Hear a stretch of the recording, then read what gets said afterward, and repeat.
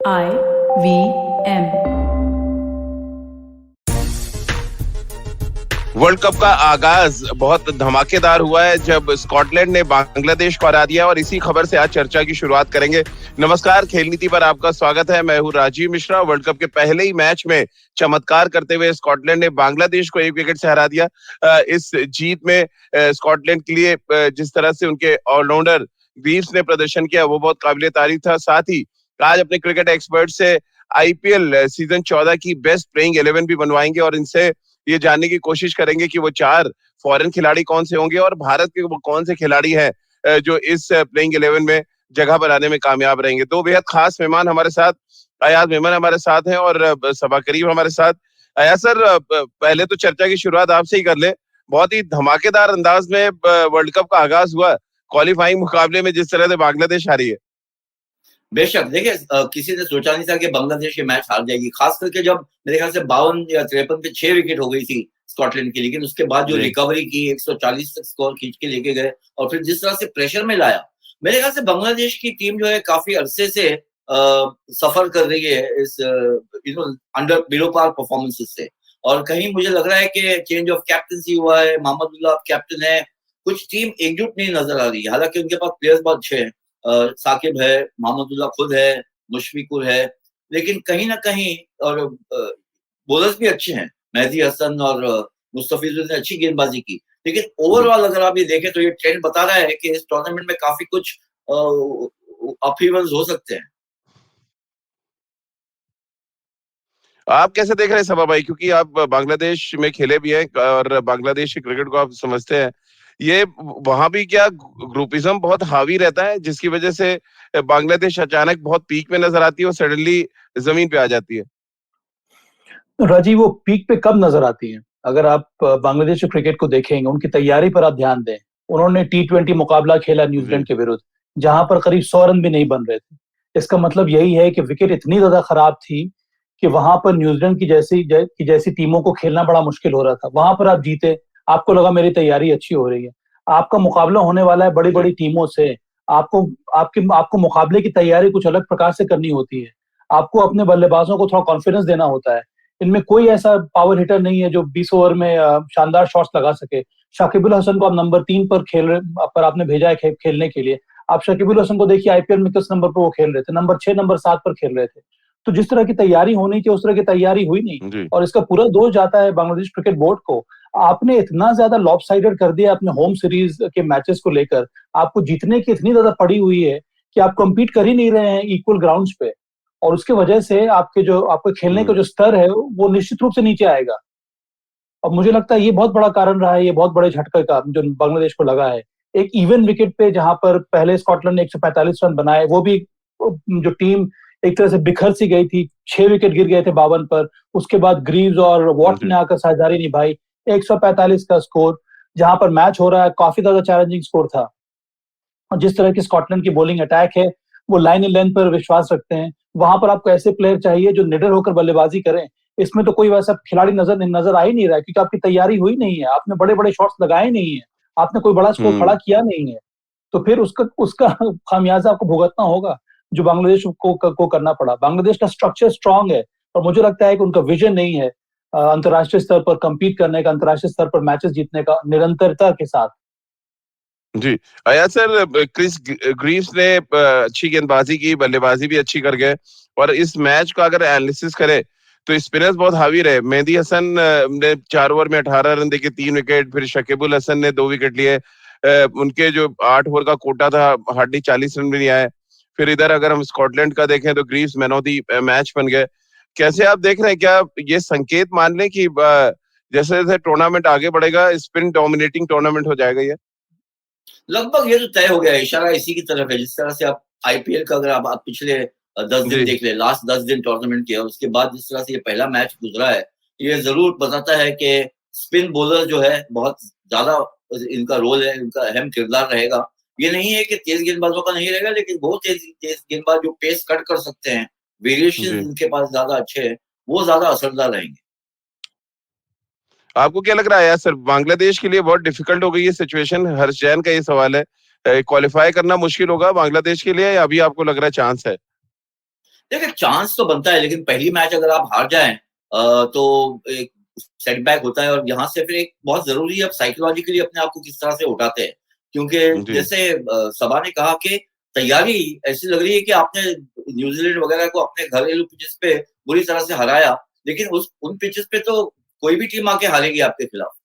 अगर आपके सामने ऐसी पिच आ जाए जहां पे सामने वाली टीम 140 बनाती है, तो आप में दम नजर नहीं आ रहा है। और ये अगर जी असर है इनका पहली मैच में, तो आगे चलते हुए मुझे लग रहा है क्वालिफाई करना मुश्किल हो सकता है इनके लिए। सभा भाई, भारतीय टीम का आज प्रैक्टिस मैच है, उसको लेकर सवाल बहुत आ रहे हैं। उसमें एक सवाल आपके लिए है कि हार्दिक पांड्या को क्या बैटिंग ऑर्डर में शफल कर सकते हैं आज उनको मैच प्रैक्टिस देने के लिए? इंग्लैंड से मैच है आज। देखिए, प्रयास तो जरूर कर सकते हैं यहाँ पर। हार्दिक पांड्या की मेरे विचार से जगह नंबर 6 पर बनती है। अब हम्म देखना यह है कि विराट कोहली हार्दिक पांड्या को किस प्रकार से इस्तेमाल करना चाहें। क्या वो एक ऑलराउंडर के रूप में खेलते हैं? अगर वो ऑलराउंडर के रूप में खेल रहे हैं तो फिर आपका जो कॉम्बिनेशन है वो एक तरह से सेटल हो गया है। फिर आपके पास 2 स्पिनर्स होंगे और 3 पेस बॉलर्स होंगे, उसके ऊपर से हार्दिक पांड्या होंगे। अगर हार्दिक पांड्या गेंदबाजी नहीं कर रहे हैं तो फिर आप क्या सिर्फ 5 बॉलर के साथ मैदान में उतरना चाहेंगे? और अगर आप 5 जी बॉलर के साथ मैदान में उतरना चाह रहे हैं, वो भी एक शानदार विकल्प है। तब आपको जो 5th बॉलर है, क्या वो शार्दुल ठाकुर होगा? शार्दुल ठाकुर के रहने से फिर आपकी जो बल्लेबाजी में जो गहराई वो बढ़ जाती है। फिर नंबर 8 पर आएंगे शार्दुल ठाकुर, तो मुझे लगता है इससे आपकी जो बल्लेबाजी है और ज्यादा तगड़ी हो जाती है। तो ये एक दो चीजें हैं, कॉम्बिनेशन है जिसके ऊपर ध्यान देना होगा विराट कोहली को। पर ये मौका है, यहाँ पर 2 प्रैक्टिस मैचेस मिल रहे हैं। हार्दिक पांड्या अगर वो बॉलिंग कर लेते हैं तो फिर इससे अच्छी बात भारत के लिए और कुछ नहीं हो सकती है, राजीव। आया सर, क्योंकि मुकाबले जो 2 प्रैक्टिस मैचेस मिले हैं भारत को, वो 2 बड़ी टीमों के खिलाफ हैं जो कंटेंडर है एक तरह से, इंग्लैंड और ऑस्ट्रेलिया। इंग्लैंड से खेला पहला प्रैक्टिस मैच मेंटली कितना इंपॉर्टेंट आप देख रहे हैं यहाँ पर? इस मैच को जीतना कितना इंपॉर्टेंट देख रहे हैं एज अ टीम भारत के लिए? देखिए मेरे ख्याल से सबसे पहली बात तो ये है कि ये सब प्लेयर्स जो है अलग अलग टीम्स के लिए खेल रहे थे आईपीएल में, तो अभी एकजुट हुए। इसमें सबसे अहम अब ये है रोल महेंद्र सिंह धोनी का बनता है कि एज ए मेंटोर, बहुत समय हम्म कम है, क्या कुछ आके उनके इनपुट से और किस तरह से टीम, क्या कुछ बदलाव आएगा अप्रोच में या नहीं। विराट कोहली ने जो अपनी प्रेस कॉन्फ्रेंस में बोला कि एक 1 और 2% भी अगर आ जाता है, बड़ा बन जाता है, तो बहुत फर्क पड़ सकता है रिजल्ट्स में। तो क्या ये जी देखने मिलेगा? अच्छी बात यह है कि इंग्लैंड और ऑस्ट्रेलिया के खिलाफ है, दोनों ही मजबूत टीम है, और प्रेपरेशन के हिसाब से ये इससे अच्छा मौका नहीं हो सकता है। सभा और भाई, आप कैसे देख? जी राजीव, जी यहाँ पे मैं ऐड कर रहा हूँ कि एयाज ने चूंकि एमएसडी की बात उठाई है, अगर आप एमएसडी की कैप्टेंसी को देखेंगे और किस तरह के कॉम्बिनेशन को ट्रस्ट करते हैं, तो सीएसके एक बहुत बड़ा उदाहरण है हमारे सामने। वो प्रेफर करते हैं ऑलराउंडर्स, जो प्रेफर करते हैं लंबी बल्लेबाजी। जी मुझे याद है 2014 2016 में जब वो कप्तानी कर रहे थे, तब मैं चयन करता था। उस समय भी उनका प्रयास यही था कि 11 में आपके पास ऑलराउंडर्स होने चाहिए और 11 में आपकी बल्लेबाजी और ज्यादा मजबूत होनी चाहिए। तो मुझे हम्म लगता है अगर इसी विचारधारा के साथ भारतीय टीम जाएगी और वहां पर अगर एमएसडी का कंट्रीब्यूशन होगा, तो उनका प्रयास यही होगा कि आपके पास वो एक्स्ट्रा बल्लेबाजी की डेप्थ होनी चाहिए, ताकि ऊपर वाले बल्लेबाज जो हैं और ज्यादा फ्रीडम के साथ बैटिंग कर सके, जो हम लोगों ने हम्म सीएसके में देखा है। तो चलिए, भारतीय बॉलिंग पर भी आगे बातचीत करेंगे, क्योंकि बॉलिंग को लेकर बहुत ज्यादा सस्पेंस है। फास्ट बॉलर्स फॉर्म में नहीं है, कौन से स्पिनर होंगे जो इस प्रैक्टिस मैच में भारतीय टीम खिलाएगी, और क्या प्रैक्टिस मैच में खिलाड़ी को बदला जा सकता है, ये भी हर किसी के जहन में सवाल है, जिसका आगे जवाब लेंगे। लेकिन फिलहाल एक छोटे से ब्रेक के लिए रुक रहे हैं, ब्रेक के बाद तुरंत हाजिर होते हैं। Have you ever wondered where the business world is headed? How the ways in which we create, market, and sell to consumers will evolve? Or if we'll ever go back to wearing pants while working? For answers to all of this and more, tune into Advertising is Dead with me, Varun Dugirala. Every Tuesday, as I talk to entrepreneurs, leaders, and change makers from across business, media, marketing, and beyond. You can catch all episodes of Advertising is Dead on the IVM Podcast website, app, or wherever you get your podcast from. Break के बाद एक बार फिर आपका स्वागत है आया sir. क्योंकि bowling department को लेकर विराट ने भी थोड़ा कंसर्न दिखाया अपनी प्रेस कॉन्फ्रेंस में। हालांकि उन्होंने कॉन्फिडेंस दिखाया भुवनेश्वर कुमार पे भी और आर अश्विन पे भी, लेकिन आपको लग रहा है पहली प्लेइंग 11 जो खेलेगी उसमें जगह बनती है इन दोनों की? देखिए दोनों ही कुछ खास नहीं कर पाए आईपीएल में। अब ये देखना है प्रैक्टिस जी मैच में किस तरह से खेलते। 2 मैचेस है, और अगर 4 ओवर में 3 या 4 विकेट निकाल देते हैं तो फिर एक रिवीजन हो सकता है टैक्टिक्स में। वरना मुझे लगता है कि पहली मैच में स्टार्टिंग 11 में, क्योंकि फिलहाल जो है शार्दुल ठाकुर भी आ गए हैं इन द प्लेइंग स्क्वाड, तो ऐसे हो सकता है कि बुमराह और शमी उनके साथ शार्दुल को खिलाए, क्योंकि जैसा सभा ने कहा कि एमएसडी भी ऐसे हैं एज अ थिंकर कि ऑलराउंडर के कोई बैटिंग भी मेरिट है किसी बॉलर में तो उनको प्रेफर करेंगे। और भुवनेश्वर का तो बल्ला भी नहीं चला है, गेंदबाजी में भी थोड़ा सा हल्कापन नजर आया और बल्ला भी नहीं चला है। तो मुझे लगता है कि एक्चुअली अभी प्रायोरिटी में देखें तो बुमराह भुवी से आगे शार्दुल ठाकुर बढ़ गए हैं पैकिंग बिल्कुल। ऑर्डर। और इसी से जुड़ा कसाट का एक सवाल आया हमारे पास सभा भाई। उनका यही पूछना है कि शार्दुल को जो ड्राफ्ट किया गया है स्क्वाड में, अब क्या उनको हार्दिक पांड्या के ऊपर खिलाया जाएगा, क्योंकि बतौर बॉलर उन्होंने बहुत इम्प्रेस किया है और 2 स्पिनर के साथ ये क्या बहुत हम बड़ा जा सकते सवाल हैं? है राजीव। जी मुझे लगता है कि अगर भारतीय टीम ये चाहती है कि हार्दिक पांड्या एक बैटर के रूप में खेले 11 में, केवल बैटर के रूप में, तब मुझे लगता है कि शार्दुल ठाकुर की जगह बनेगी।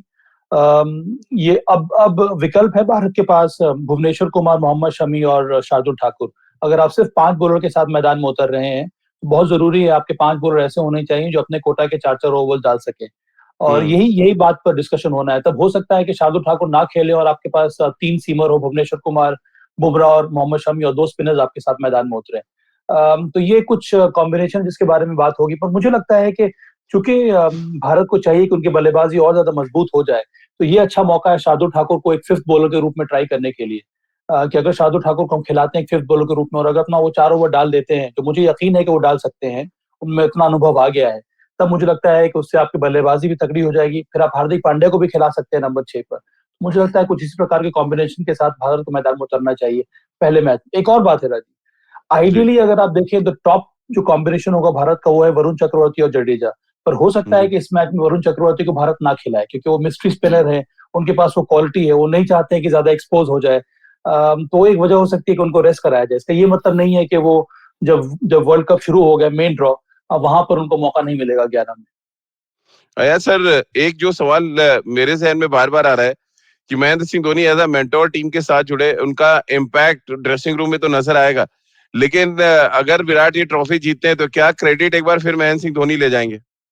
देखिए, महेंद्र सिंह धोनी जैसे पर्सनालिटी आती है क्योंकि उनका या ऑरा बहुत बड़ा है। जी उनका ऑरा बहुत बड़ा है जरूर। तो ये तो है कि लोग वो कहेंगे कि भाई महेंद्र सिंह धोनी आए इस वजह से ये अचीव कर पाया विराट कोहली ने। जी लेकिन मैं ये भी मानता हूँ कि जो भी हो, मेंटोर हो या चीफ कोच हो वगैरह, लेकिन अल्टीमेटली जो कैप्टन फील्ड पे होता है डिसीजन वो ज्यादा लेता है या उसको लेना चाहिए। तो जी अल्टीमेटली क्रेडिट आप कैप्टन को डिनाई नहीं कर सकते। बाकी जो है वो जी खैर कंट्रीब्यूशन रहेगा सबका। रवि शास्त्री भी है।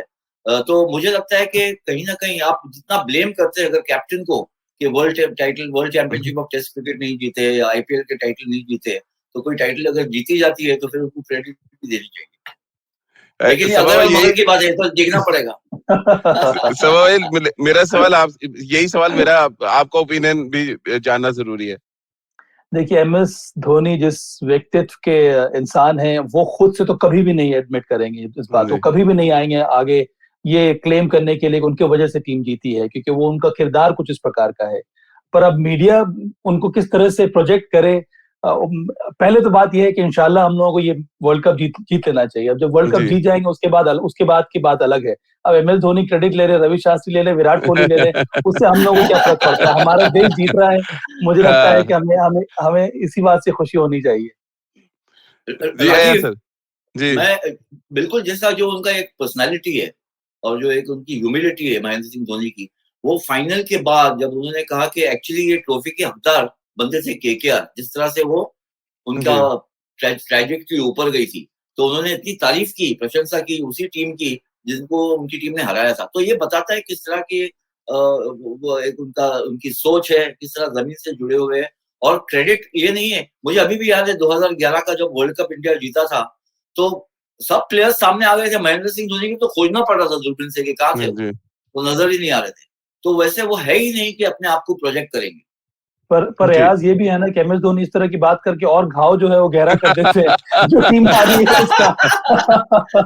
चाहे वो KKR हो या फिर दिल्ली कैपिटल्स क्यों ना हो। जी तो मुझे लगता है ये बहुत स्मार्ट खिलाड़ी है MS धोनी। उनको पता है कि प्रेस में क्या क्या बोलना है। आया सर, सूर्य कुमार यादव को लेके एक सवाल है हमारे व्यूवर का। उनका ये पूछना है क्या एक्स फैक्टर होंगे इंडियन टीम के लिए, क्योंकि जिस नंबर पे वो खेलने आते हैं कंट्रोल करते हैं बैटिंग को वो। हो सकते हैं आउट ऑफ फॉर्म है, लेकिन क्योंकि एक पूरे सेकंड फेज में एक ही पारी ऐसी थी जैसे हम कह सकते थे कि उनके टैलेंट के लायक है, लेकिन आगे चलते हुए अगर वहीं से उनका इम्प्रूव हुआ है फॉर्म तो बहुत अच्छी बात है। मुझे लगता है ये दोनों मैचेस जो है प्रैक्टिस मैचेस, इसमें दोनों सूर्य कुमार यादव और ईशान किशन को टेस्ट किया जाएगा, उनको डाला जाएगा, क्योंकि दोनों ही ऑपोजिशन भी अच्छी है और फिर आगे डिसीजन लिया जाएगा कि किसको खिलाना है किसको नहीं खिलाना है। मेरे ख्याल से दोनों की जगह नहीं बनेगी प्लेइंग 11 में, शुरू में एक की बन सकती है, अब इस वजह से दोनों में रेस है। जी, शार्दुल की आप सभा भाई जितनी तारीफ कर रहे हैं, हमारे एक व्यूअर है पृथ्वी, वो कह रहे हैं कि शार्दुल की बॉलिंग बड़ी ऑर्डिनरी है और ज्यादातर बैट्समैन जो आउट हो रहे हैं वो खुद की गलती से हो रहे हैं और बड़े शॉट्स खेलने के चक्कर में बाउंड्री पे पकड़े जाते हैं, और ये शार्दुल की यही ताकत है कि बाउंड्री पे वो आउट करा देते हैं सबको। हाँ, वो इस वजह से आउट करा देते हैं क्योंकि उनको उसी समय लगाया जाता है मिडिल ओवर्स में, जब पावर प्ले खत्म हो गया तब अगर आप किसी गेंदबाज को लगाएंगे तो उसके जो मोड ऑफ डिस्मिसल्स होंगे कुछ उसी प्रकार के रहेंगे। देखने वाली बात यह है कि शार्दुल ठाकुर किस तरह की गेंदबाजी कर रहे हैं। वो क्रॉस सीम बॉल डाल रहे हैं, वो स्प्लिट फिंगर के साथ बॉल डाल रहे हैं, वो अपने उंगलियों को फेर रहे हैं सीम के ऊपर। तो इस तरह की जो वेरिएशंस है उसी वजह से आपको विकेट मिलते हैं। अब हर्षल पटेल को देख लो, उनको किस तरह से विकेट मिलते हैं, उनको भी कुछ इसी प्रकार से विकेट मिलते हैं। मुझे लगता है कि शार्दुल ठाकुर एक स्मार्ट बॉलर है, उनको पता है कि किस लेंथ पर बॉलिंग करनी है और मुझे लगता है कि बड़ा ही यूटिलिटी क्रिकेटर है, इसी वजह से उनको मौका मिलना चाहिए। एक बात और है, अब सूर्य कुमार यादव के बारे में बात है, अगर हम आईपीएल का दूसरा लेग देखेंगे राजीव, अब सभी भारतीय बल्लेबाजों को देख ले, नंबर 3, नंबर 4, नंबर 5 और नंबर 6, ये हमारे लिए बहुत बड़ी समस्या रही है। अगर आप सारे के सारे आईपीएल के सेकंड लेग में देखेंगे, कोई भी मिडिल ऑर्डर का बल्लेबाज ऐसा नहीं है भारतीय मूल का जिसने रन बनाए, सिवाय संजू सैमसन के जो नंबर 3 पर आते थे जिन्होंने रन बनाए हैं। उसके अलावा किसी भी खिलाड़ी को आप देख लें जो अभी इस समय भारतीय टीम में भी हैं, इन्होंने रेगुलर कभी भी रन बनाए नहीं है, तो वो एक बहुत बड़ा चिंता का विषय है भारत के लिए। तो ये दो जो मैचेस होने वाले हैं, यहाँ पर भारत को इन्हीं सब बातों पर ध्यान देना होगा। ये मैटर ऑफ कंसर्न है भारत के लिए। इसको अगर हम लोग सुलझा लेंगे तो मुझे लगता है कि हमारा दावा और ज्यादा मजबूत हो जाएगा वर्ल्ड कप जीतने के लिए। तो ये जो 3-4 अहम पोजीशंस हैं जो भारत को फिल करनी है और वहां पर आपके पास रिसोर्सेज है, उनको अच्छे फॉर्म में आना बहुत जरूरी है। जी, हर्ष जैन का बड़ा इंपॉर्टेंट सवाल है सर। दो सवाल है जो एक दूसरे से मैच कर रहे हैं। एक तो ऋषभ पंत की बैटिंग के बारे में उनका कहना है कि कोई बात नहीं कर रहा है, वो 2 साल से स्ट्रगल कर रहे हैं T20 फॉर्मेट में, बट उनका इतना बड़ा प्रोजेक्शन है जिसकी वजह से सब कुछ छुप जा रहा है। और इसी से जुड़ा हुआ सवाल है कि क्या प्रैक्टिस मैच में ईशान किशन को ज्यादा तरजीह दी जाएगी ऋषभ पंत के ऊपर? मेरे ख्याल से देखिए, ऋषभ पंत जो है, जो आपने कहा था एक्स फैक्टर किसके पास है, तो वो किसी के पास है, तो मेरे ख्याल से वो ऋषभ पंत के पास है। अब ये जरूर है कि स्लो पिचेस पर कहीं ना कहीं वो अपने लय में नहीं आ सके अभी तक। अब तक ये नहीं है कि आउट ऑफ फॉर्म रहे हैं बिल्कुल, लेकिन जो हम स्कोर्स उम्मीद करते थे कि कंसिस्टेंसी में 30-40 बनाते रहेंगे, मैच जिताएंगे, वो हुआ नहीं। लेकिन मुझे लगता है कि फिलहाल ये नंबर 1 चॉइस है आपके as a wicket keeper batsman. Ishan Kishan जो है, अगर वो हाई स्कोर्स बनाते रहते हैं पूरे सेकंड फेज में, तो शायद वो दावा रख सकते थे आगे चलते हुए। फिलहाल मुझे लगता है एट बैटिंग प्लेस एक जगह के लिए ईशान किशन और सूर्य कुमार यादव के बीच में एक रेस बनती है, but as a wicket keeper batsman मुझे लगता है Rishabh Pant is the first choice. Saba भाई, 7:30 बजे तक इंतजार रहेगा आपका और ये आप देखने को उत्सुक होंगे कि ओपन कौन कंधे उतर रहा है इस प्रैक्टिस मैच में। मुझे पता था ये सवाल मेरे तरफ ही आने वाला है। मुझे लगता है रोहित शर्मा और केएल राहुल, इन दोनों को ओपन करना चाहिए। अगर आप केएल राहुल को ओपन नहीं करवा रहे हैं तब मुझे लगता है उनको आप वेस्ट कर रहे हैं। और इस मुकाबले में, इस T20 जो विश्व कप होने वाला है, उसमें केएल राहुल को बहुत ही अहम किरदार निभाना है। अगर भारत को एक रोबस्ट शुरुआत चाहिए तो वहां पर केएल राहुल आपके पास एक ऐसा खिलाड़ी है जो आपके लिए शानदार शुरुआत दे सकता है और पूरे 20 ओवर तक वो बल्लेबाजी कर सकते हैं। ये हमने देखा है और उनके पास हर प्रकार के शॉट्स हैं। वो कन्वेंशनल शॉट्स खेल सकते हैं, स्पिनर्स के सामने हो, पेस बॉलर के सामने हो। तो मुझे लगता है कि रोहित शर्मा और केएल राहुल के साथ भारत को शुरुआत करनी चाहिए। नंबर 3 पर कप्तान विराट कोहली को आना चाहिए बैटिंग करने के लिए। आप सर सहमत हैं आप शोभा भाई से? बिल्कुल सहमत हूँ, क्योंकि जिस तरह का फॉर्म रहा है रोहित का, तो हम यानी कि वर्चुअली गारंटी है कि वो ओपन करेंगे ही। राहुल क्योंकि उनके पास इतनी वर्सेटैलिटी है कि वो नीचे ऊपर भी खेल लेते हैं, तो और विराट ने कहा था कि मैं बट इतना सर्टेन क्यों आया सर? अगर फॉर्म के लिहाज से आप टीम चुने तो शायद रोहित शर्मा को बेंच पे बैठना चाहिए, क्योंकि रन तो बने ही नहीं उनसे।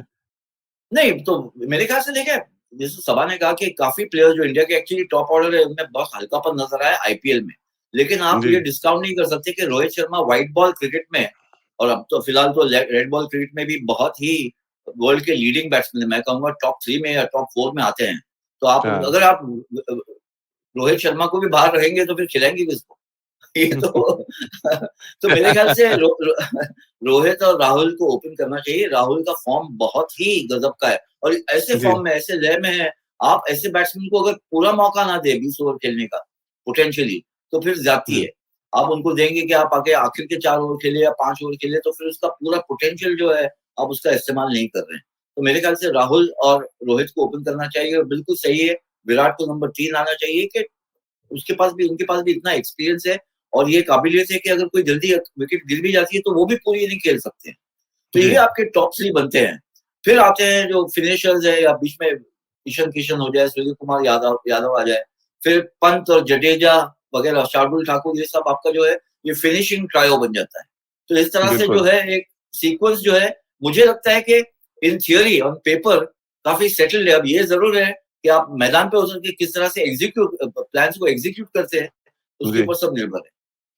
सभा भाई, क्योंकि टीम भी हमें बनानी है 2014 की बेस्ट प्लेइंग 11, उसपे जाने से पहले इंग्लैंड की बॉलिंग पे अगर नजर डालें तो क्रिस वोक्स हैं, David Willey, Mark Wood, Adil Rashid, Chris Jordan, Mills है, और कैसे आप देख रहे हैं, क्या अच्छी प्रैक्टिस मिलेगी, अच्छा एक्सपोजर होगा कि हमारी बैटिंग कितने दमखम रख रही है इस वर्ल्ड कप की शुरुआत में? स्ट्रॉन्ग बॉलिंग अटैक है इंग्लैंड की। जी। 2 शानदार स्पिनर्स हैं उनके पास, आदिल रशीद और मोइन अली। उसके साथ साथ उनके स्ट्रॉन्ग पेस बॉलिंग कंटिंजेंट है। टिमल मिल्स के बारे में किसी ने बात की नहीं है, पर टिमल मिल्स ने शानदार वापसी की है। 100 में उन्होंने बेहतरीन गेंदबाजी की है। T20 वाइटैलिटी ब्लास्ट में उनका प्रदर्शन लाजवाब रहा है, और इसी वजह से उनको मौका मिल रहा है। उनको मुझे लगता है 11 में खेलना होगा, क्योंकि उनके पास गति भी है, और उनका जो पेस की जो वेरिएशन है वो लाजवाब है। वो कुछ साल से बाहर थे, पर इस बार बेहतरीन वापसी हुई है टिमल मिल्स की। उसके बाद उनके पास क्रिस वोक्स है, जो कि बेहतरीन न्यू बॉल बॉलर है। अगर आप उनका ट्रैक रिकॉर्ड देखेंगे T20 में, तो हमेशा पावर प्ले में उन्होंने नई गेंद से विकेट लिया है। उनके पास मार्क वुड है, उनके पास गति है। क्रिस जॉर्डन एक यूटिलिटी बॉलर है। मुझे लगता है कि बहुत ही स्ट्रॉन्ग ये प्रैक्टिस मैच होना चाहिए। बहुत ही शानदार रहेगा भारत के लिए अगर इतनी स्ट्रॉन्ग टीम के साथ उनका प्रैक्टिस मैच हो रहा है तो चलिए, ये तो बात हो गई प्रैक्टिस मैच की, और भारतीय टीम क्या कुछ एक्सपेरिमेंट्स कर सकती है इस प्रैक्टिस मैच में, सभा भाई और अयाज सर ने हमें बताया। अब हम फटाफट आ जाते हैं, और जितने भी हमारे व्यूअर्स उनसे गुजारिश है कि आप अपनी अपनी जरा प्लेइंग 11 बनाएं 2014 की बेस्ट प्लेइंग 11, और देखते हैं मैच करती है कि नहीं हमारे क्रिकेट एक्सपर्ट से।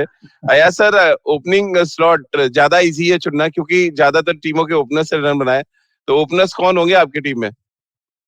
देखिए, मेरी टीम में ओपनर्स होंगे, केएल राहुल तो है ही, और उनके साथ ऋतुराज गायकवाड़। जी। सभा भाई, आपकी? Ruturaj Gaikwad must, KL Rahul must, ये दोनों खेलना चाहिए। मैं फ्लोट करा था आइडिया ईशान किशन को लेकर, या फिर वेंकटेश अय्यर को लेकर। ईशान किशन तो नहीं, वेंकटेश अय्यर के बारे में। पर अब चूंकि इतने 2 दिग्गज उनके सामने हैं, तो फिर मुझे लगता नहीं है कि उनके लिए उतना पॉसिबल होगा ओपनर में आना। और समस्या ये है कि जो भी भारतीय ओपनर जो प्लेयर्स, हम सभी ने टॉप ऑर्डर में ही रन बनाए हैं।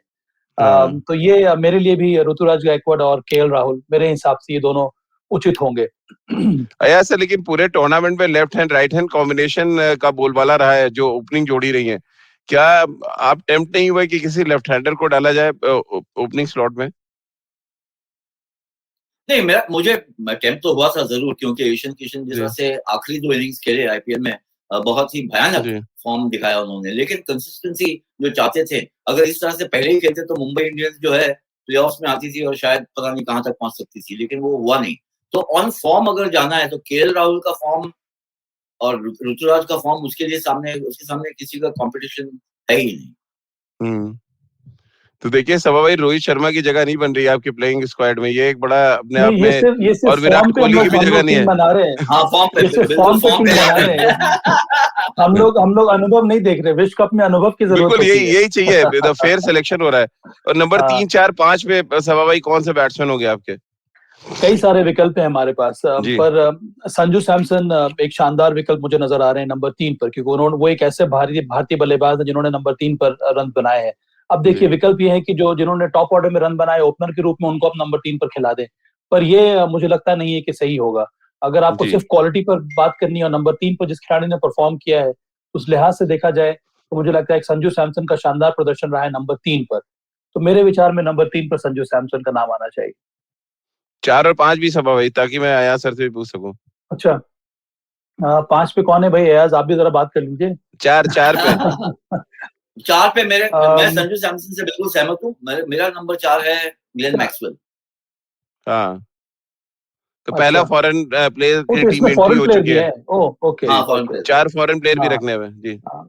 तो फॉरेन प्लेयर की एंट्री हो गई है यासर से, जो नंबर 4 पे Maxwell. So Glenn Maxwell number 4, I agree with Ayaz. I mean, he has been superb number 4 पर और आकर, जिस तरह से नंबर उसने मैच को 5 की अगर कंट्रोल आप बात किया है। करें सभा भाई, नंबर 5 पे आप किसको देखना पसंद करेंगे? नंबर 5 पे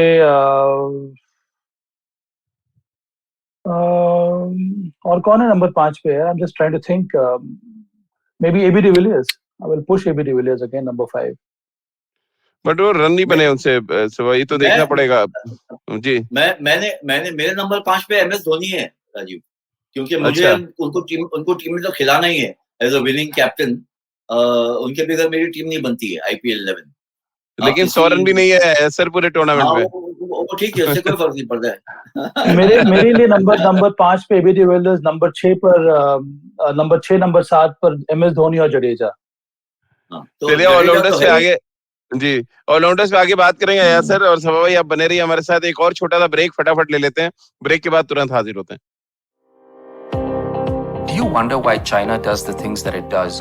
Or want to know how we could improve online privacy? Or perhaps you're thinking about how we can kickstart India's economy? If you'd like to search for the answers to such questions, check out All Things Policy, a daily public policy podcast that covers everything from employment figures to aircraft carriers. Tune in from Monday to Friday for new episodes and fresh takes. चलिए, खेल नीति पर एक बार फिर आपका स्वागत है। गर्मा गर्म चर्चा यहाँ चल रही है कि IPL सीजन 14 की बेस्ट प्लेइंग 11 कैसे बनाई जाए, और हम नंबर 6 तक यहाँ पर पहुंच चुके हैं, जहां पर सभा भाई की टीम में नंबर 6 पर महेंद्र सिंह धोनी, और अयाज सर की टीम में नंबर 5 पर धोनी का नाम है, और 6ठे नंबर पर रविंद्र जडेजा आ रहे हैं। अब अगर हम फॉरेन प्लेयर्स की बात करें अयाज सर, तो अभी तक एक खिलाड़ी को जगह मिल पाई है, और वो है मैक्सवेल। ये साफ दिखा रहा है कि सीजन 14 पूरी तरह से डोमिनेट किया है हिंदुस्तान के खिलाड़ियों ने। वो भी अननोन खिलाड़ियों ने, जो अपने जी नामचीन खिलाड़ी थे उन्होंने कुछ खास नहीं किया है। बाकी जो ऋतुराज गायकवाड़, अय्यर जैसे प्लेयर्स थे, आवेश खान, उन्होंने इम्प्रेस किया है। एक जी और मेरा जो फॉरेन प्लेयर है वो है सुनील नारायण। हाँ उनको मैं इंक्लूड कर रहा और हूँ। एज मुझे ना, मैं वेट कर, मुझे लगता है कि एबी डिविलियर्स और हेटमेयर के बीच में मैं एक खिलाड़ी को चुनूंगा। हाँ, क्योंकि हेटमायर हेटमेयर तो ज्यादा इम्पैक्ट ज्यादा डाला इफेक्टिव उन्होंने है, तो जी। मेरे हिसाब से हेटमेयर को मैं रखूंगा नंबर 5 पे। 5 पे और जी। नंबर 6 पर MSD, नंबर 7 पर जडेजा। ये नंबर मेरा कॉम्बिनेशन होगा। नंबर चले 7 ठीक है। पे आप अयाज सर, आप नंबर 7 पे क्या सुनील नारायण को रखेंगे? हाँ, मैं सुनील नारायण को रखूंगा। और फिर तो नंबर 8 पे मैं रखूंगा। आप जडेजा के नहीं, साथ नहीं जडेजा जा रहे हैं? नहीं नहीं हाँ नहीं नहीं, हाँ जडेजा है, मैं AB डिविलियर्स को नहीं। हाँ, तो मैं एबी डिविलियर्स की जगह पे हेटमेयर को रख रहा हूँ। जी नंबर 8 पे शार्दुल ठाकुर, और नंबर 9 पर जसप्रीत बुमराह। एक ऑलराउंडर और आप रख सकते हैं अयाज सर, जगह है अभी आपके पास। नॉर्के है, जिनकी गेंदबाजी बहुत अच्छी थी। 10 पे जी। Overseas player. तीन हाँ, तीन और ओवरसीज होगा जी। और मैंने चुने हैं 12, क्योंकि अच्छा, कभी आपको पिच पे चेंज करना है। और फिर लास्ट 2 प्लेयर जो हैं वो है हर्षल पटेल और वरुण चक्रवर्ती। तो ये हो गई अयाज सर की 12। सभा भाई आपके 4 नाम बच रहे हैं अभी। मैंने 7 तो बता दिया ना आपको। जी 8 हो गए सुनील नारायण। जी 9, 10, 11 मुझे 3 पेस बॉलर चाहिए, उसमें हर्षल पटेल हो गए 10। जी नॉट के हो गए 10 हो गए ना? हाँ, 10। जी और एक जो मेरे पास जगह बच रही है उसके लिए मैं एक और ओपन अप स्पीडस्टर को ले जाऊंगा, इधर लॉकी फर्ग्यूसन और जॉश हेजलवुड। हम्म क्योंकि मुझे लगता है कि आपके पास एक भारतीय सीमर आ गया हर्षल पटेल, आपके पास 2 और टॉप क्वालिटी सीमर चाहिए जो जिनमें वो विकेट टेकिंग एबिलिटी हो। तो मैं नॉटके के साथ जाना चाहूंगा। or maybe ji. Lockie Ferguson. Kasar ने भी अपनी टीम भेजी है सर, और लगभग आपकी और सभा भाई की टीम से बहुत मैच करके के राहुल और गायकवाड को ओपनर चुना उन्होंने। सैमसन नंबर 3 पर है, मैक्सवेल 4 पे, हेटमायर 5 पे, एमएस 6 पे है, जडेजा 7 पे, चक्रवर्ती 8 पे, नॉर्किया 9 पे, सुनील नारायण 10 पे और फर्ग्यूसन 11 पे। अब कुछ तो भाई ये इनकी 12 अगर आप रखेंगे तो डिपेंड करता है कॉम्बिनेशन के ऊपर। जी। अगर आप 12 बना रहे हैं, अब जैसे अयाज ने बनाया 12, तो 12 में वरुण चक्रवर्ती आ सकते हैं। वो डिपेंड करता है कि किस कॉम्बिनेशन के साथ आप मैदान में उतरना चाहें। 11 में 3 सीमर जी। के साथ अलग बात है, अगर आप 3 स्पिनर के साथ जा रहे हैं Correct. तो जैसा कि Correct. कसात का जो 11 है जी। वो भी उचित है। लेकिन आया सर, अब सवाल ये खड़ा होता है कि आपकी भी हमने टीम सुन ली, सभा भाई की टीम सुन ली, और हमारे व्यूवर्स की जो टीम आ रही है लगातार मैं देख रहा हूँ, उसमें ना तो मोहम्मद शमी है, ना भुवनेश्वर कुमार है, ना आर अश्विन है, और ये आपकी वर्ल्ड कप स्क्वाड के मेन गेंदबाज हैं। ये एक चिंता का सबब नहीं है कि सीजन 14 2 दिन पहले खत्म हुआ है और हम अपनी जो 11 चुन रहे हैं उसमें एक भी हमारे जो प्रीमियम बॉलर्स हैं वो जगह नहीं बना पाए। पर ये अयाज ने नहीं, शुरू किया है, ये सारा दोष अयाज को जाता है। मेरी टीम में बुमराह है, मैंने बुमराह को इंक्लूड किया है, शमी को नहीं किया। हालांकि शमी का परफॉर्मेंस अच्छा रहा है इस सीजन में। और देखें, आप टीम चूज कर रहे हैं 8 टीम में से, ये इंडियन टीम नहीं चूज कर रहे हैं, तो ये जरूर है भुवनेश्वर आया सर, ये तो अच्छा ज्यादा नहीं रहा है। इजी है चुनना 8 टीम में से, बनस्पत इसके कि आप 8000 खिलाड़ियों में से चुने, जो आप पिरामिड की बात करते हैं हमेशा। हाँ, ये तो है, ये तो है। नहीं, देखिए जो बुमराह अच्छा is there, परफॉर्म किया, yeah. बुमराह इज देयर, जी। How can you leave out Bumrah? Yeah. नहीं तो ये अब देखिए ना, बैटिंग में भी तो वही हाल है। रोहित शर्मा नहीं है टीम में, आपने जो चुनी है सभा भाई ने। विराट टीम में नहीं है, उसमें सूर्य कुमार यादव नहीं है, नहीं है। ईशान किशन नहीं है, हार्दिक पांड्या नहीं है, यानी कि पूरी की पूरी भारतीय टीम आप दोनों ने साफ कर दिया है। या मतलब परफॉर्मेंस अगर आप देखें तो it is a matter of concern, Rajiv और यार। जी, दैट्स व्हाई आई एम सही सेइंग कि बात मतलब बताइए पूरी की राजीव ने पूरी भारतीय टीम साफ है। दो नहीं तो खिलाड़ी टीम नॉर्मली में जगह बना पाए। जो इनफॉर्म प्लेयर्स हैं उनको ऑटोमेटिकली आना चाहिए, पर इसमें कई सारे हैं। केएल राहुल है, रोहित शर्मा है, जडेजा है, बुमराह है। रोहित शर्मा कहाँ रखा आपने? रोहित शर्मा है ही नहीं नहीं है रोहित शर्मा आपकी टीम नहीं में। है, केएल राहुल, जडेजा, बुमराह और वरुण चक्रवर्ती। और वरुण चक्रवर्ती ये चार मैंने खिलाड़ी हैं। मैंने शार्दुल आपने भी रखा है। शार्दुल को रखा है। हाँ हाँ, मेरे में शार्दुल नहीं है। तो ये काफी टीम के नाम और भी आ रहे हैं। राजीव, जी। तुम्हारी टीम कौन सी है? आपकी कौन सी टीम बनती है?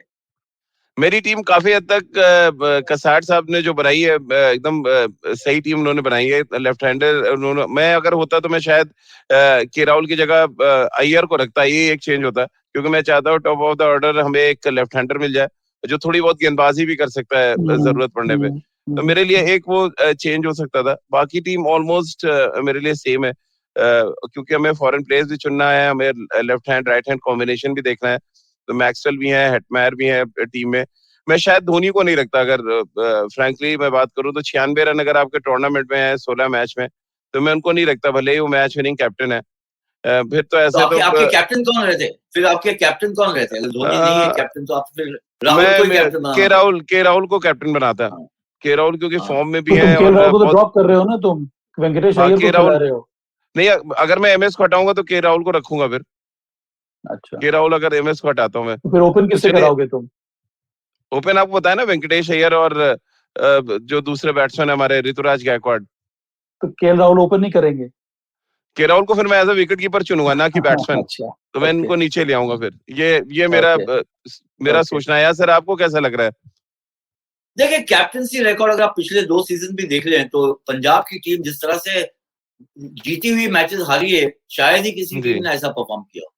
तो मैं मानता हूं कि यहाँ पर कैप्टनसी जो है राहुल के सर पे सही तरह से नहीं बैठती है, और इसी वजह से अगर आपको कैप्टन चुनना है तो मैंने 360 डिग्री निगाहें फिराई और मेरी निगाह जो है जाके एमएस धोनी पर ही टिकी। ना कोहली पर, ना रोहित पर, ना किसी और पर, ना मॉर्गन पर। इसीलिए आया सर, मैंने कहा था कि क्रेडिट ले जाएंगे धोनी, क्रेडिट ले जाएंगे उनको, इसीलिए बीसीसीआई लाई है। देख लीजिए 96 रन बनाकर अगर वो क्रेडिट ले रहे हैं कि उन्होंने चेन्नई को जिता दिया, तो फिर सोचिए भारत में क्या होने वाला है। मतलब 360 आपने घुमा दिया, सवा भाई ने भी निगाह घुमा दी, धोनी दिख रहा है बस। चलिए, बहुत बहुत शुक्रिया आया सर। सभा भाई आपका भी बहुत बहुत शुक्रिया हमारे साथ इस चर्चा में शामिल होने के लिए। कई इंपॉर्टेंट पॉइंट्स पे डिस्कशन हुआ और सबसे बड़ा पॉइंट तो यही है कि इंग्लैंड के खिलाफ प्रैक्टिस मैच में ना सिर्फ भारतीय टीम जीत हासिल करे, बल्कि वो एक लय नजर आए और ये नजर आए कि ये टीम एक टीम की तरह वर्ल्ड कप में अपनी शुरुआत कर सकती है। पहला मैच 24 अक्टूबर, दुनिया भर की निगाहें उस मैच पे टिकी है, लेकिन आपको भारतीय टीम के लिहाज से देखना है तो शायद शुरुआत मेरे लिए तो कम से कम आज से हो रही है, जहां पर कई ऐसे लूप होल्स हैं जिनको बहुत जल्दी फिट करने का काम कप्तान, टीम के कोच और साथ ही मेंटोर को भी करना है, जिनका जिक्र हम बार बार कर रहे हैं। तो खेल नीति के साथ रोज आप जुड़े सुबह 9:30 पर खेल नीति के यूट्यूब चैनल और IVM के फेसबुक पेज पर। इसके अलावा मुझसे जुड़ सकते हैं और अपने सवाल भेज सकते हैं। @राजीव मिश्र मेरा ट्विटर हैंडल है। इसके अलावा खेल नीति का हर एपिसोड आप सुन सकते हैं IVM के ऐप पर, IVMpodcast.com पर, गाना, स्पॉटिफाई, सावन, गूगल पॉडकास्ट या अन्य IVM पॉडकास्टिंग नेटवर्क पर। आप सभी का बहुत बहुत शुक्रिया हमारे साथ जुड़ने के लिए।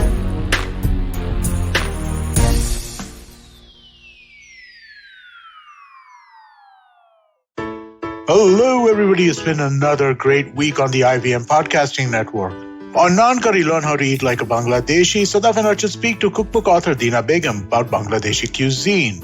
On Audio Gyan, Aditi Kulkarni, UX manager at Shopify, shares her learnings as a web designer. Does our constitution include the word divorce? On the longest constitution, Priya explains the fault theory in our matrimonial laws. On All Things Policy, Pratik, Sapni and Rohan analyze the Wall Street Journal's Facebook files. And on Tere Mere Raste, Keshav introduces us to Pushkar, its sandy deserts, the world-famous cattle festival, and its Lord Brahma temple.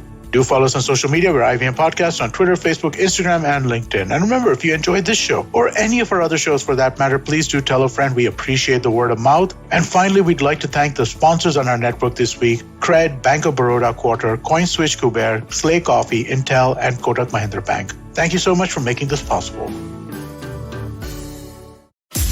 Namaste, this is Cyrus Brocha. I am part of the government cancel culture program to remove rubbish off all the different streams available. So what we have is all the collected rubbish we put together on our show. It's called Cyrus Says. It's on IVM Podcast. You have to watch it and listen to it. It's on our app. It's on our website. It's on the YouTube channel. It's on Facebook. There are many different ways. Don't bother me and ask me how. You have to find out. We talk to different personalities. Many of them are known. Some are just people we meet downstairs and invite them up for chai. But the point is, it's fun and it's very therapeutic. So please join in and listen to Cyrus Says.